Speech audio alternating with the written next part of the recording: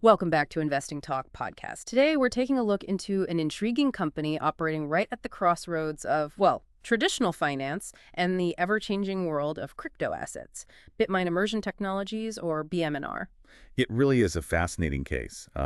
They've made some very recent, pretty bold strategic moves that we can unpack to really understand where they sit in the market right now. Absolutely. Our mission for you today is simple. Provide a shortcut to understanding what BMNR has been up to recently, take a look at their financial health, and maybe explore what it all means for the wider crypto investment scene. And before we get into all of that, if you find value in these discussions, please remember to subscribe, like, and maybe leave a comment. It genuinely helps us out. And hey, if you're feeling particularly generous, perhaps consider buying us a coffee. Okay, let's unpack this then. For someone maybe just hearing about them, what exactly is Bitmine Immersion Technologies? What's their main thing? Okay, so at its heart, BMNR is a blockchain technology company. They specialize in advanced Bitcoin mining. Now, their unique selling point, the thing that kind of sets them apart, is their use of immersion cooling technology. Immersion cooling, how does that work? Right, so it involves actually submerging the ASIC miners. Those are the specialized computer chips designed just for mining Bitcoin, submerging them directly in a non-conductive dielectric oil. Oil, huh? Yeah, it sounds strange, but the idea is to significantly cut down on operating expenses, cooling costs mainly, boost the mining efficiency, and hopefully extend the life of that pretty expensive hardware. Okay, so it's about efficient mining. Do they do anything else besides run their own miners? Oh, absolutely. Besides their self-mining, they also host equipment for other people, for third parties, and they even sell mining equipment. Operationally, they've set up shop in places with low-cost energy. Think Trinidad, Texas, Kentucky. That's really crucial for mining profits. Makes sense. But what's really interesting, and this is the recent strategic shift, is they started actively accumulating Bitcoin for long-term investment. They get it through direct purchases, but also, naturally, from their own mining. It's become this kind of hybrid model. Right, this hybrid approach. And it seems like things really kicked into high gear recently. Bitmine wasn't just sitting still, were they? They made some pretty aggressive moves starting mid-May that sort of redefined things. Walk us through that timeline. What was the first big step? Okay, yeah, things move fast. We start in mid-May, specifically May 16th, 2025. That's the date BMNR did a 1-for-20 reverse stock split. Okay, a reverse split. So fewer shares, higher price per share. Why do that? Well, it consolidates the shares, like you said. It's often a preparatory move before trying to uplist to a major exchange.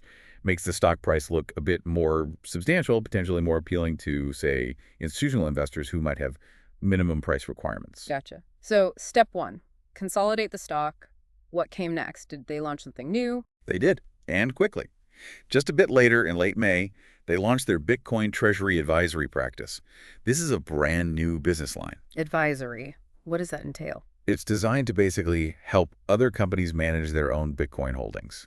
And it got traction fast. They immediately signed up a U.S.-listed company for about $4 million in services and hardware leasing through the end of 2025. $4 million. That's a new revenue stream, definitely a step towards diversification. But let's be real here. For a company that's been losing money and is so tied to volatile Bitcoin, how much does a $4 million contract really change the picture? Does it truly move the needle? That's a very fair point. Look, $4 million is it's certainly not insignificant for a company this size, especially as a first win for a new venture. But you're right, in the grand scheme of their overall financials and challenges, probably more important as a signal right now. A signal. Yeah, a signal that this advisory model could be viable. It shows an attempt to diversify away from just relying on mining profits and Bitcoin going up. If they can replicate this success and really scale that advisory side, then yes, it could become a much more meaningful part of their revenue mix. But for now, it's an important first step. Proof of concept maybe, but scaling is absolutely key. Okay, so the advisory piece adds potential, but it's early days. But it wasn't long after that, just weeks later in June, that they made the move that really put them on more radars, wasn't it? The exchange listing. Precisely. That was June 5th, 2025. Bitmine completed its uplisting. They moved from the OTC markets, which are generally less regulated, onto the NYSE American Exchange. And that's a big deal because... Well, it's not just about prestige. Listing on a major exchange like NYSE American typically boosts a company's visibility quite a bit, significantly increases the liquidity for its stock, makes it easier to buy and sell, and, crucially, it attracts a wider pool of investors, especially larger institutions that often can only invest in companies listed on major exchanges. Right. And didn't that come with a capital raise too? It did. That uplisting was paired with a public offering. They successfully raised $18 million, and there was an option for another $2.7 million through over-allotments, so a significant injection of cash. Okay, $18 million plus potentially more. What did they do with that fresh capital? Did they sit on it, pay down debt, invest in operations? They didn't waste any time. By June 17th, so less than 2 weeks later, BMNR announced they had already fully deployed the net proceeds that came out to $16.34 million after fees and expenses. Fully deployed on what? On Bitcoin. They used that $16.34 million to buy approximately 154.167 Bitcoin. The average price they paid was reported as $106,033 per Bitcoin. Wow. Okay, hold on. $16.34 million, basically all the fresh cash straight into Bitcoin at over $106,000 a coin. For a company their size, isn't that, well, incredibly aggressive, almost putting all their new eggs in one very volatile basket? What's the thinking behind that? It is aggressive, no doubt about it. And it really underscores their strategy. The thinking, the rationale, is quite clear. They have very high conviction in Bitcoin's future price appreciation. By holding Bitcoin directly on their balance sheet like this, they're essentially offering their shareholders direct and significantly leveraged exposure to Bitcoin's potential upside. So they're becoming less of a miner and more of a Bitcoin holding company. Sort of a hybrid, yeah. They're transforming into something more akin to a publicly traded Bitcoin investment vehicle that also mines Bitcoin. It's a very clear, high-conviction bet. They're signaling that they see their fate directly tied to Bitcoin's price performance. They're accepting that huge volatility risk, hoping for those outsized gains if Bitcoin rallies strongly. It is definitely high stakes, but it was also transparently stated and executed very quickly. Okay, so this series of moves, the split, the advisory arm, the uplisting, the big Bitcoin buy, what does this all add up to in terms of their position in the market, and how have investors and analysts reacted? Well, connecting those dots, the uplisting combined with the capital raise and that immediate deployment into Bitcoin, it effectively positions BMNR as one of only a handful of regulated U.S. stocks offering this kind of direct, leveraged exposure to Bitcoin's price. Through both mining and holding it directly. Exactly. Both avenues. And we did see the market react.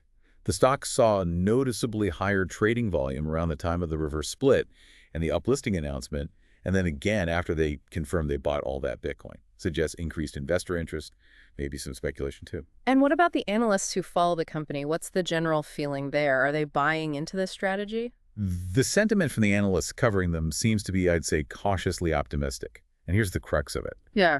They recognize the unique nature of this hybrid model, combining mining with direct holdings. But almost in the same breath, they immediately point out the very high concentration risk. The all eggs in one basket issue. Precisely. Putting all that fresh capital into one highly volatile asset, Bitcoin, is a major risk factor they highlight. Coverage is still somewhat limited, which isn't unusual for a smaller cap company like BMNR, but the analysts who are watching are definitely focused on this dual strategy and its inherent risks. Okay, and stepping back a bit, how does this company with its specific approach fit into the bigger trends we're seeing across the crypto industry right now? Well, a few things line up. We know institutional interest and adoption of crypto is generally rising, right? Right. That creates demand for regulated ways to get exposure, which companies like BMNR, now listed on NYSE American, can provide. A regulated proxy, essentially. You could call it that. Yeah. Then there's the mining sector itself. It's definitely consolidating. Bigger players are getting bigger, and there's a real focus on efficiency. Operators who can mine cheaply have a huge advantage. And that's where their cooling tech comes in. Potentially, yes. While lots of competitors are just focused on expanding their mining capacity, which puts pressure on profit margins for everyone, BMNR's focus on immersion cooling could be a key differentiator. If it delivers on lowering energy costs, that's massive, especially with electricity prices being a global concern. So efficiency through tech plus the holding strategy. Right. That dual approach, mining efficiently and holding Bitcoin directly, actually mirrors what some larger miners are doing too. But given BMNR's size relative to their Bitcoin purchase, they're doing it with much, much higher leverage to Bitcoin's price. All right, let's shift gears and look under the hood. Strategy is one thing, but what do the actual financials tell us about Bitmine's health? Is this a sustainable path they're on? Okay, looking at the numbers does reveal a critical point. While their recent revenue growth looks impressive on the surface, the underlying profitability and cash flow raise questions. Tell me more.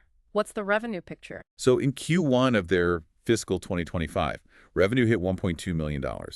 That's up a very strong 135% compared to the same quarter last year. And looking at the trailing 12 months, revenue is about $4.63 million. So definitely strong recent top-line growth. There's always a but, isn't there? Well, yeah. Yeah. If you look at their longer-term earnings trend, it tells a different story. It's actually been declining at an average annual rate of about negative 54.3%. So recent surge, but a tough longer-term picture. So revenue is up recently, but earnings have struggled long term. What about current profitability? Are they actually making money now with that higher revenue? No, they're currently loss-making. Their Q1 FY 2025 earnings per share came in at negative 8 cents. And if you look at the trailing 12 months, the EPS is roughly negative $3.19. Wow, okay. Yeah, and their net income for that trailing 12-month period is a loss of about $6.55 million. That's a significant loss. It shows that their operating costs are still running well ahead of their gross profit, even with the revenue jump. It highlights that this strategy relies heavily on either future profitability or continued access to capital. That cash burn is really the key financial challenge right now. Okay. Negative earnings, significant cash burn. What about debt? And are they generating any cash from operations or just using it? Their debt-to-equity ratio is currently around 89.7%. Now, what that means for you, the listener, is for almost every dollar of value belonging to shareholders, they have nearly a dollar of debt. So quite leveraged. Moderately leveraged for a small tech firm that's trying to grow quickly, yes. But it definitely adds risk, especially if crypto markets turn down sharply.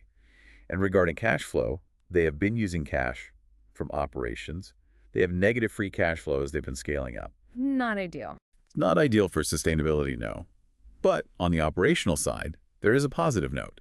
They have massively expanded their miner fleet over the past year, going from roughly 1,600 owned miners to about 4,600. That should, once all those new machines are up and running, potentially triple their self-mining revenue. Okay, potential for more revenue from more miners. But the core issue remains turning that revenue into actual profit and positive cash flow. That's the challenge, exactly. All right, so every investment involves balancing potential rewards with potential risks. What are the key risks? And on the flip side, the key opportunities you see with BMNR. It feels like a real balancing act here. It absolutely is. And the risks are pretty clear. The biggest one, we've touched on it, is that huge concentration risk. Having put all that recent capital into Bitcoin means if Bitcoin's price falls sharply, their book value gets hit directly, and likely their share price too. That direct link is amplified? Hugely amplified. For you as a potential investor, it means BMNR stock basically becomes a highly leveraged bet on Bitcoin itself. If Bitcoin dies, BMNR's balance sheet and stock likely follow, maybe even more dramatically.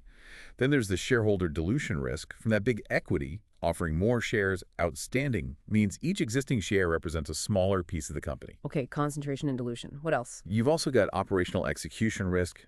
Can they actually keep their mining costs low with that immersion tech, especially with intense global competition? The persistent net losses are a constant signal of financial risk. And beyond that, you have all the inherent risks of the crypto space. The volatility of Bitcoin itself, supply chain issues, getting hardware, the risk of mining tech becoming obsolete quickly, and always lurking, the potential for regulatory changes that could impact mining or crypto holding. That's quite a list of risks. So given all that, what's the potential upside? Why would someone still find BMNR interesting? The opportunities are definitely there, but they appeal to a specific investor profile. There's that potential first mover advantage being one of the few publicly traded, regulated hybrid options for getting crypto exposure. They've carved out a bit of a niche. The advisory business, too. Right, that new advisory arm. Yeah.